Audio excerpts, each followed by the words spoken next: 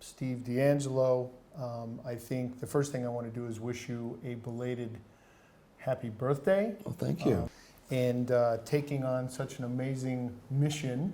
Well, thank you. And while we're on my birthday, the most important thing about my birthday isn't the day of my birth. It's the hour of my birth. 4:20 p.m.? 4:20 p.m. This is in 1958, right? So I'm not sure what was going on there, but either mom was, very, very clairvoyant, or there's some bigger thing happening with cannabis. You've been a cannabis rights activist and an activist for the cannabis reform in the United States since you were about 16 years old. Yeah, I encountered the plant when I was 13 years old, right? Nice. Immediately fell in love, and immediately knew I didn't want to spend the rest of my life like a criminal. I wasn't going to give up the plant, so there was just one option for it, right? That was to legalize cannabis. So. Nice. Took a few years for me to learn how to do that. 3 years later, when I was 16, I did my first cannabis demonstration. Really? Tell me about that. So this was in Washington, D.C., and there is a tradition in Washington, D.C., which began in 1971 of doing smoke-ins on the 4th of July. The idea being to demonstrate the futility of cannabis prohibition by gathering cannabis consumers in a public place all together and consuming publicly. And most often when we did that, there were 0 arrests. So it was this very effective way of pointing up the basic hypocrisy of the laws. My first experience with cannabis was a spiritual experience. I didn't recognize it at the time, but it was. I smoked a joint at a friend's house, felt nothing, and then started walking home. And I went through a park on my way home. I'm a 13-year-old boy, okay? A park doesn't mean anything to me. It's just something that I run through when I'm going to someplace else. But this day, I start walking through the park, and I notice these amazing things I had never noticed before. I feel the sun on the back of my neck. I look up, and I see that light filtering through the trees and through the leaves, right? And then I notice that there are leaves, dried leaves, crunching underneath my feet, and I can smell them. And then I hear this gurgling of a creek, and it's the water, and then I think about the sweat on the back of my neck from the sun, and I'm like, wow. This is all one thing, and I'm like connected to it in this very intimate way. Right. So I didn't recognize that as a spiritual experience at the time. Looking backwards, it certainly was. Well, it was a process of education. When I was first introduced to the plant, I didn't really know anything about it, except what the media and I had heard, right? So I had to learn, and in those days, learning about cannabis was really difficult. And so I would skip school when I was going to junior high school, go to the University of Maryland, sneak into their library, and I would spend hours and hours going through card catalogs, walking up to the stacks where they have all these old original documents. And I read things like the East India Report from 1898 and the Canal Zone Report from 1922. I went back to the source material before Prohibition. And that's where I learned about the medical uses of cannabis, the industrial uses of cannabis, the history of why cannabis had been made illegal in the United States. Right. And when I learned that, when I learned what really lay behind cannabis prohibition, it just fired me up. I thought it was so outrageous and so unjust and such a wrong thing. So that's what first impelled me, just the injustice. But now, I think that there's another mission that we are really understanding about cannabis, right? And Mother Nature was so kind to us when she gave us this plant, right? On the one hand, it re-energizes our spirits and souls and teaches us to be in closer contact with nature, to value nature. And on the other hand, gives us the raw material that we need to build a new economy, right? And these two things together, if these don't come together in a good way and we don't push this forward, I don't know if we're going to have a planet. Steve and I have about a 10-year age difference between us. So, and Steve started doing this when he was 13 or 14. That made me about 3 or 4 when all of this started. So one could say I was born into this somewhat because I was just a little baby, barely out of diapers when Steve sold his first bag of weed. And that's really when all this started. So my earliest memories of hanging out with my brother, we grew up in a broken family. My parents were divorced at a very young age, and so I didn't get to see my brother that much when I was a kid. But my earliest memories of him were he would let me carry the backpacks and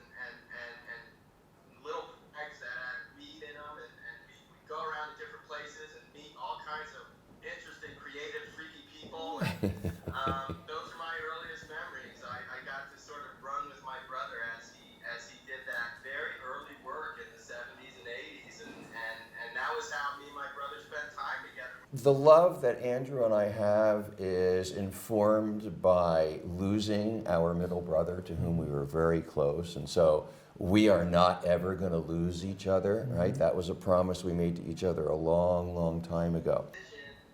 And, you know, I contribute to that a little bit. My main contribution is to lead and manage and execute those visions, and it's worked pretty well for us over the years. We've gotten a lot done, and in many ways, we're just getting started. I love it. Thank you very much. I'm going to do one quick thing before we move forward. Can you set this up so we're making sure we're recording with the? I want to make sure we're recording you, because I know he's got his iPhone out there, but just set it up so we can do that. In the meantime, tell us a little bit about how your relationship with your brother has. Tell me a little bit about that, how that has actually expanded your ability to move this mission forward. Mm-hmm. Well, you know, the great thing about having a brother that you've spent so much time with, you're so close to, is that our communication is it's very, very intuitive. So Right. Andrew and I can be in the same room, on other sides of the room, watching a meeting going on, and in one look, just across the room, we can transmit our thoughts to each other perfectly. Right. So, and Andrew said, largely the pattern has been that I get these visions. Sometimes I don't even know where they come from. And when I'm chasing these visions, I'm kind of lightly tethered to the material world. Right. But Andrew is very adept at catching these visions and then starting to figure out how to actually execute on those visions and make them happen. I probably burden him with way more visions than is realistic, but he's just done a brilliant job at catching these things and figuring out how to hammer them together. Maybe elaborate a little bit on that, right? It's just how did that plant give you that leverage to really kind of bring your relationship with your brother full circle? Well, one thing that it gave us, as Andrew has just described, was it really opened the channels of communication between myself and my brother. Right. We had this very large age difference. I left home. He was still living at home. He was a jock. I was a freak. It was, there was this big distance between us. So cannabis opened those channels of communication. But it did something else that I think was really, really important, right? It gave us a common mission. Right. We grew up during the Vietnam War. We grew up in a civil rights family. And when we discovered this plant, right, I immediately believed, and I taught my brother, right, that cannabis can be a force for positive social change. And we embraced that mission, not to create a big legal industry or make billions of dollars or do any of that, right? But we embraced the mission because we thought that cannabis could save the world. I have spent time with indigenous leaders. I just got back from Colombia, where I met with the indigenous leaders of 3 different tribes there. And in Colombia, cannabis is playing a part of the peace process there. Peace was signed, the peace accord was signed in 2016, and part of that, the idea was that cannabis would also be legalized. But for the indigenous people of Colombia, the cannabis trade has been a problem because they've been in the middle of all sorts of battles and gun battles and armies and guerrillas. So they're beginning to try and figure out what kind of place cannabis can have in their society. So I had an opportunity to meet with them, and their message was crystal clear. It was crystal clear, and they all gave me the same message, leaders from 3 tribes, right? This plant has come into your hands. When they say your hands, they're talking about us. They refer to us, the westernized urban world, as the younger brothers, right? This plant has come into your hands, into the hands of the younger brothers, so that you can fix the damage that has been done to the planet, because we don't have much time left, right? So this is something that, that we've heard now a number of, it's exactly what scientists are telling us. It's exactly the same thing. Right. So cannabis has this this amazing, amazing potential to address that problem, right? The biggest problem all of us are facing, right? This planet is just threatened by all kinds of things. We've got dictators pointing nuclear weapons at each other. We've got the globe that's heating up. We've got poisoned air and food and water. We're wiping out species. You've got kids who are such in a state of despair that they're blowing each other up, right? And so here we have a plan, right, that on the one hand will wake up our spirits and souls and bring us closer to nature and teach us to treasure her more, right? And on the other hand, gives us the raw material that we need to build a new green economy. So the mission to me is really clear. The scientists are saying it, indigenous leaders are saying it. You've had the good fortune recently, so I think we need to congratulate you and your team on this new merger, right? Which I read about. I learned that it was a reverse takeover, which is an incredibly complex financial experience, right? I don't know much about it, but I do know that it is a very complex thing. Can you speak a little bit about the words I actually used were engineered, like were you involved in engineering this experience, and how were you involved, and how do you see this now playing in to the new business of cannabis worldwide? Well, I was intimately involved in that decision-making process, and we did just on Monday list on the Canadian Stock Exchange. HBOR is the ticker for anybody who would like to know. And it's a real milestone in the evolution of Harborside and the evolution of the cannabis industry. We started out as a nonprofit social justice organization who had a mission to legalize cannabis. Right? Well, we have accomplished that mission in our home state of California. Cannabis is legalized, right? And now we are growing from our beginnings as one dispensary into what we are today, which is 7 dispensaries, 200,000 square feet of cultivation space, 250 employees, 2 different brands, several products. And that reach is going to give us the opportunity to spread the values that we think are associated with cannabis, that should be associated with cannabis, much farther circles. Beautiful. Clearly, when you reach a point where you take a company public, right? I mean, it's funny you mentioned that it's on the Canadian Stock Exchange, right? And in reading a little bit about this merger, there is a bit of a tenuous relationship with U.S. stock exchanges. Can you speak a little bit about that and why Canada would be more evolved in this experience than the U.S.? Well, aside from the fact that Canada is this very reasonable, polite, advanced, progressive country, Canada did something very different with cannabis reform than the United States did. In Canada, it came from the federal government, and they had one change of law that applied to the entire nation. And so a lot of the problems that we've seen here in the States, you don't have in Canada. For example, we can't get banking here, right? Because it's not federally legal, but it is federally legal in Canada. So they have banking, and they can get onto the public exchanges. So we are a company, all of our assets and all of our operations are in the United States of America. But for the laws that prohibit us from doing it, we would have listed on the New York Stock Exchange or the NASDAQ. Instead, we were forced to go through this very complex set of transactions to be able to list on the Canadian Stock Exchange. And I love the Canadians. I'm so happy that Canada is there for us and the Canadian Stock Exchange opened, because it gives us the capital that we need to really professionalize this industry. But as an American, I'm just in a state of shock and dismay that our federal government has decided to give away what is probably the most important economic opportunity in 100 years to the rest of the world. It's crazy. And so hopefully we see the federal government pull their head out of the sand and let American companies list on American exchanges and make American jobs. We've created in this industry 250,000 new jobs, and they're good jobs. That's more than coal. And the federal government is still burying its head in the sand and claiming that cannabis has no medical properties. All right, it's changing the world. Look, we know what the world looks like today, right? Where pharmaceuticals and alcohol are the main consumed psychoactive substances. And the world's in a pretty difficult situation right now. What will the world look like when this industry is fully grown and we have taken this plant to everybody in the world who can use it?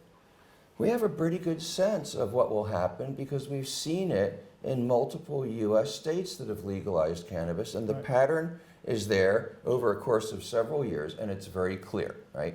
Not only does the sky not fall when you legalize cannabis, it becomes much more blue, okay? Crime drops, alcohol consumption drops, pharmaceutical consumption drops, Medicare and Medicaid reimbursements drop, opioid prescriptions and opioid overdoses drop, domestic violence drops by 40%.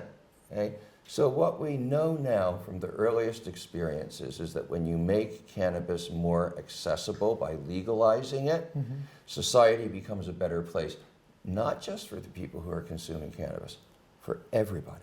And what we have learned with cannabis is that the whole plant format of cannabis is like 10 times more effective than when you pull the individual little molecules out. Right? So this is an important lesson in general for healthcare and for medicine, right? The idea that when nature gives us these therapeutic compounds, she gives them to us in containers that are well balanced, that do not have a list of side effects like something out of a Stephen King novel. And they're simple and they work, right? So I think that you're going to see the development of a whole new, you already are seeing a range of new medicines. So, people are talking about turmeric now. Turmeric is a plant-based therapeutic substance just like cannabis is. Lavender, another example, right? And so I think that there is a whole world out there that it's not like we're discovering it. For thousands of years, that's been human medicine. For maybe 75 or 100 years, we've been pulling monomolecule isolates out. And I think that when you take those individual chemical compounds out of Mother Nature's container, then you start experiencing problems. Your legacy, right? 100 years from now, what are people going to remember Steve and Andrew DeAngelo for? What will they remember you for? I don't know if they'll remember us for anything, but I do know that if this vision and this mission is carried through on, there will be a planet for people to think about things ongoing into the future. And if we do not succeed in this mission, that might not happen. Beautiful. Andrew? Two things I hope we have a legacy. One is people remember us as part of a movement that rebranded cannabis a good plant, not a bad plant. I think that's one thing we talk about all the time. It's a good plant, not a bad plant. It's been branded as a bad plant for so long. If we can rebrand it as a good plant, that'll feel really good. I think we're going to get there, maybe even by the time we're old men. And then the other thing, I hope that we're remembered for being good lovers and family men, and that we stood by our people and our community. Lovely. And I got one more. Please. The job, our mission, right? Our mission is composed of two parts, right? Mission number one, make sure everybody who needs cannabis gets it.